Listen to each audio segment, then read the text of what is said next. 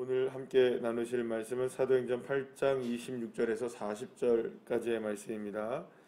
사도행전 8장 26절부터 40절까지의 말씀 다 같이 함께 합독하시겠습니다. 주의 사자가 빌립에게 말하여 이르되 일어나서 남쪽으로 향하여 예루살렘에서 가사로 내려가는 길까지 가라 하니 그 길은 광야라. 일어나 가서 보니 에디오피아 사람 곧 에디오피아 여왕 간다게의 모든 국고를 맡은 관리인 네시가 예배하러 예루살렘에 왔다가 돌아가는데 수레를 타고 선지자 이사야의 글을 읽더라. 성령이 빌립더러 이르시되 이 수레로 가까이 나아가라 하시거늘 빌립이 달려가서 선지자 이사야의 글 읽는 것을 듣고 말하되 읽는 것을 깨닫느냐 말하되 지도해 주는 사람이 없으니 어찌 깨달을 수 있느냐 하고 빌립을 청하여 수레에 올라 같이 앉으라 하니라. 읽는 성경 구절은 이것이니 일러스되 그가 도살자에게로 가는 양과 같이 끌려갔고 털 깎는 자 앞에 있는 어린 양이 조용함과 같이 그의 입을 열지 아니하였도다. 그가 굴욕을 당하였을 때 공정한 재판도 받지 못하였으니 누가 그의 세대를 말하리요. 그의 생명이 땅에서 빼앗김이로다 하였거늘 그 내시가 빌립에게 말하되 청컨대 내가 묻노니 선지자가 이 말한 것이 누구를 가리킴이냐 자기를 가리킴이냐 타인을 가리킴이냐. 빌립이 입을 열어 이 글에서 시작하여 예수를 가르쳐 복음을 전하니 길 가다가 물 있는 곳에 이르러 그 내시가 말하되 보라 물이 있으니 내가 세례를 받음이에 무슨 거리낌이 있느냐. 이에 명하여 수레를 멈추고 빌립과 내시가 둘 다 물에 내려가 빌립이 세례를 베풀고 둘이 물에서 올라올새 주의 영이 빌립을 이끌어 간지라. 내시는 기쁘게 길을 가므로 그를 다시 보지 못하니라. 빌립은 아소도에 나타나 여러 성을 지나다니며 복음을 전하고 가이사랴에 이르니라. 아멘. 할렐루야. 예루살렘에서 시작된 교회의 놀라운 부흥의 역사는 엄청난 사람들이 몰려들면서 폭발적인 역사가 일어나게 되었습니다. 그러나 스데반이 순교를 당하는 일로 시작하여서 교회의 성도들은 뿔뿔이 흩어지게 되었고 예수님의 말씀과 같이 유대 땅과 사마리아를 지나여 이제 땅끝을 향해 가게 되는 그런 장면을 우리가 오늘 본문을 통해서 우리가 또한 확인하게 됩니다. 사마리아에서 수많은 사람들이 예수를 믿고 또 세례를 받게 되었고 이제는 제자들까지 사도들까지 이제 가서 거기에서 이제 성령의 세례를 베풀게 되는 사건이 일어나게 되죠. 이제 그 시초를 열었던 이 빌립 집사는 이제 하나님 성령께서 이끌어서 다시금 다른 곳으로 가라고 성령께서 말씀하셔서 이제 길을 나서게 됩니다.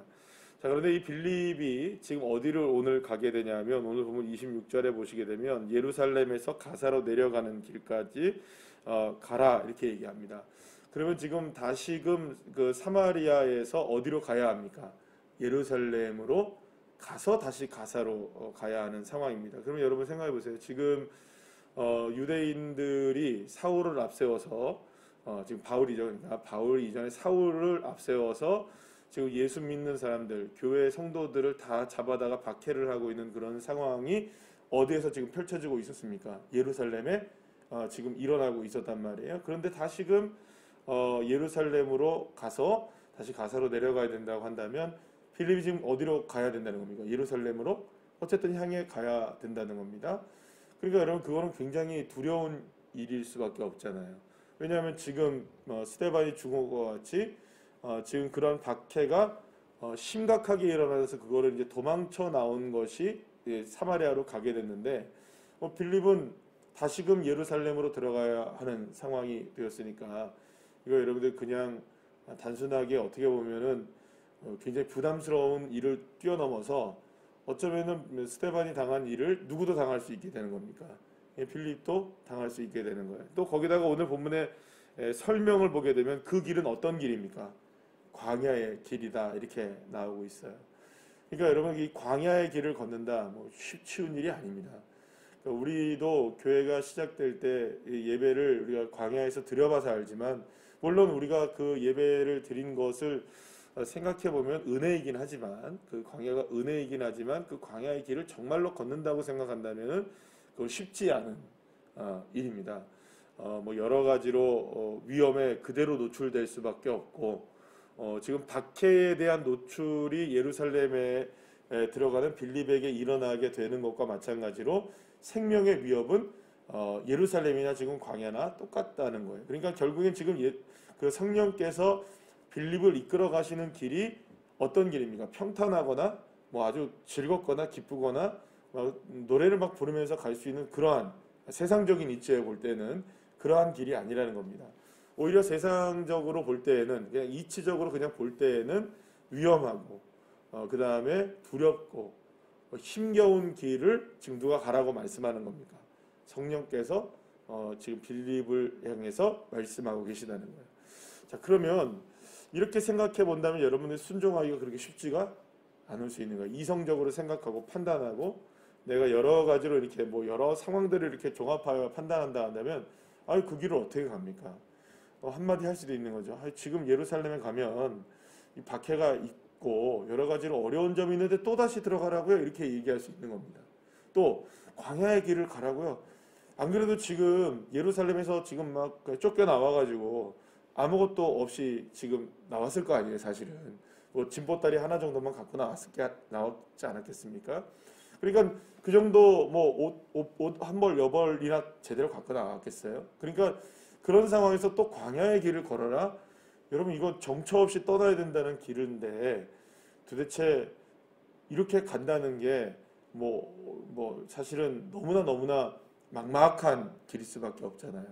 자, 그런데 빌립은 그런 여러 가지 상황 속에서 오직 성령의 인도하심에 따라 순종해 나아갑니다. 사랑하는 여러분, 제사가 순종보다 낫습니다. 예, 우리는 정말 순종하는 믿음의 자녀들이 되시기를 간절히 소망합니다. 그래서 믿음은 무엇으로 증명이 되느냐? 사실은 순종함으로 증명이 됩니다. 그러니까 주님께서 우리를 이끌어 가실 때 그곳이 어디든지 간에 부르신 곳이 어디든지 간에 내가 예배해야 할 곳이 어디인지 간에 그곳에서 우리가 주님이 부르시는 곳을 향해 나갈 수 있는 믿음이 무엇으로 가능하냐? 오직 순종으로 가능하다는 겁니다. 그런데 순종했더니 어떤 일이 벌어지느냐? 오늘 빌립이 누구를 만나게 되냐면 그 유명한 에디오피아 내시를 만나게 됩니다. 그러니까 그 에디오피아 내시는 그냥 단순하게 우리가 생각할 때 그냥 내시 뭐 이 정도가 아니고요. 그냥 여기 오늘 보면 여왕의 국고를 맡은 사람이었어요. 굉장히 높은 관리입니다. 그러니까 말하자면 재무부 장관 뭐 이렇게 우리는 말하면 부총리 아니에요, 그죠? 그러니까 상당히 높은 직책에 있는 이 사람을 만나게 된 거예요. 이 사람은 에티오피아에서 와서 예루살렘에서 예배를 드리러 왔다가 가는 길에 이제 이사야 선지자의 글을 읽고 있던 것을 보게 됩니다. 그리고 성령은 그 빌립에게 이 에티오피아 내시에게 가서 말을 걸어서 복음을 전하라고 이야기하셔서 알고 보니까는 거기에서 이제 이사야 글을 읽고 있었고 그거를 도대체 이해를 하지 못하고 있었던 그 에티오피아 내시에게 마침 또 그때 읽었던 말씀이 이사야 53장 말씀이에요. 바로 이제 메시아에 관한 그 설명이 있는 그 말씀을 읽고 있는 터에 이 도대체 사람이 누구냐? 이렇게 어린 양의 도사랑 양과 같이 끌려가고 그렇게 고통을 당하오는 이분이 누구냐 도대체? 이 글을 쓴 선지자냐 아니면 다른 사람이냐? 오늘의 본문에 이렇게 물어보잖아요. 그러니까 결국에는 누가 이야기를 해주기 시작합니까? 빌립이 이 이사야 선지자의 글로부터 시작하여서 예수 그리스도의 복음의 역사를 이야기해주자. 결국에는 이 레시가 자기에게 세례를 베풀어 달라고 해서 세례를 베풀어 주고 빌립은 또 기쁘게 또 다른 길로 이제 가이사라로 가게 되고 그죠? 또 이 레시는 자기의 고향인 에티오피아로 가게 됩니다. 자, 그런데 여러분 그 에티오피아가 어디 있느냐? 아프리카에 있는 건 아시겠죠? 아프리카에 있는 건 아실 텐데 중앙아프리카의 동쪽의 끝에 있습니다. 그래서 그러니까 이게 아프리카를 북아프리카, 중앙아프리카, 남아프리카를 이렇게 보면 중간쯤에 동쪽에 있습니다. 그러니까 그게 어디냐면 그 사우디아라비아 이렇게 있는 아라비아 반도 그 끄트머리 쪽에 있는 그쪽이 이제 그 에티오피아예요. 그래서 여러분 생각해보면 에티오피아까지 그 가마 어떤 이렇게 가마를 타고 간다. 그럼 굉장히 먼 길입니다. 굉장히 먼 길로 사막의 길을 가는 길이고, 여러분 그러니까 그 엄청난 길을 이제 가야 되는 게 이제 에티오피아 내시예요. 그러면 여러분 그 길을 가는 여정 속에서 지금 누구를 만나게 한 겁니까? 성령께서는 빌립을 만나게 하시고 그 사람이 광야의 길을 걸어가는, 그래서 자기의 고향으로 내려가는 길에 예수를 믿게 했고, 또 그뿐만이 아니라 세례를 받게 되고, 또 그냥 세례만 받은 것이 아니에요. 사마리아 땅에는 나중에 성령이 임했는데 이 에티오피아 내시에게는 세례를 받은 즉시 어떻게 됩니까? 주의 영이 임하시게 되는 것을 보게 돼요. 물론 빌립을 이끌어간다고 설명이 된 거지만 거기에 성령이 임재하셨다는 사실을 우리가 알게 되는 것이죠. 자, 그러니까 이 에티오피아 내시가 최초의 뭐가 된 겁니까? 지금 아프리카의 사람 중에 예수 그리스도를 믿게 되는 사람이 공식적으로 된 것이에요. 그리고 결국에는 이 한 사람을 통해서 에티오피아가 복음화가 시작이 되어지게 됩니다. 그러니까 지금 여러분 갑자기 한번 생각해 보세요. 예루살렘에 있던 복음이, 예수 그리스도에 관한 그 복음이 지금 갑자기 빌립을 통하여서 어디로 지금 확 불통이 튀게 되는 걸까요? 아프리카까지 불통이 튀게 되는 거예요. 그러니까 우리가 생각할 때는 뭐 지금이야 뭐 비행기 타고 가면 그래도 비행기 타고 꽤 오래 걸리는 시간이긴 하지만, 여러분 그 길을 걸어가면서 그 어떻게 빌립이 아프리카까지 가겠어요, 여러분? 생각해 보세요. 그런데 에티오피아 내시를 통하여서 복음이 이쪽까지 전해지게 되었다. 아프리카까지 전해지게 되었다. 이건 놀라운 역사가 일어난 것이죠. 사랑하는 여러분, 빌립이 예루살렘으로 가고 광야로 가라고 하는 성령님에게 순종하지 않았더라면 복음의 역사는 일어나지 않았던 겁니다. 사랑하는 여러분, 어려운 시대에도 복음에 대한 순종이 저와 여러분에게 있기를 간절히 축복합니다. 누군가는 나팔수가 되어야 되고 누군가는 전해야 되고 그 일에 누군가는 순종해야 합니다. 아무리 복음의 시대가 막혀져 있고 코로나19로 인해서 어려운 시대이긴 하나 저와 여러분이 예수 그리스도의 복음의 나팔수가 되어서 순종하여서 예수 그리스도의 구원의 놀라운 역사를 우리가 함께 증거하지 않는다면 우리는 어쩌면은 직무유기를 하고 있는 상황이 될 수 있는 것이죠. 그래서 속히 첫 번째는 저와 여러분이 전도의 문이 열어지게 되는 저와 여러분의 입술과 마음이 되시기를 간절히 축복합니다.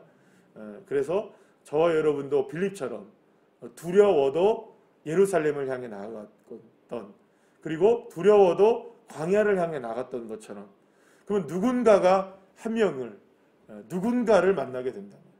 바로 그 누군가가 아프리카 한 지역을, 그 엄청난 땅 대륙을 복음화시키는 불쏘시개로 주님께서 사용하는 사람을 빌립이 만나게 됐던 것처럼 우리도 누군가를 하나님이 만나게 하실 줄로 믿습니다.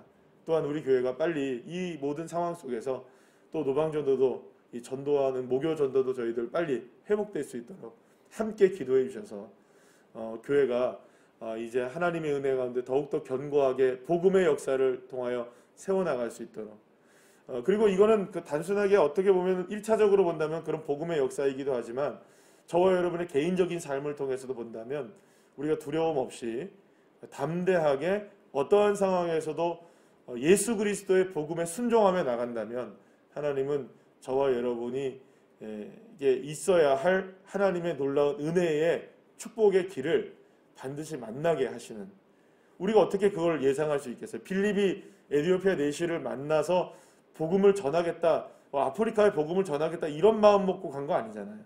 그런데 그를 통해 하나님께서는 그런 역사를 허락해 주시는 겁니다. 그러니까 하나님이 갖고 계신 비전과 꿈은 우리에게 사실은 그것이 무엇인지 정확히 알 수는 없을 수 있어요. 그러나 하나님이 우리에게 순종하게 하시기를 원하실 때 때로는 그게 억지로 되는 순종일 수도 있어요. 이거 도대체 해야 되나 말아야 되냐, 그런 순종이어도 하나님 앞에 믿음을 가지고 순종한다면 반드시 하나님의 뜻은 이루어지고 맙니다. 하나님의 뜻이 저와 여러분이 믿음의 순종을 통해서 일어날 수 있도록 함께 기도하시고 순종하여서 하나님의 놀라운 역사를 이루어가는 저와 여러분 한 사람 한 사람 되시기를 간절히 축복합니다. 기도하시겠습니다.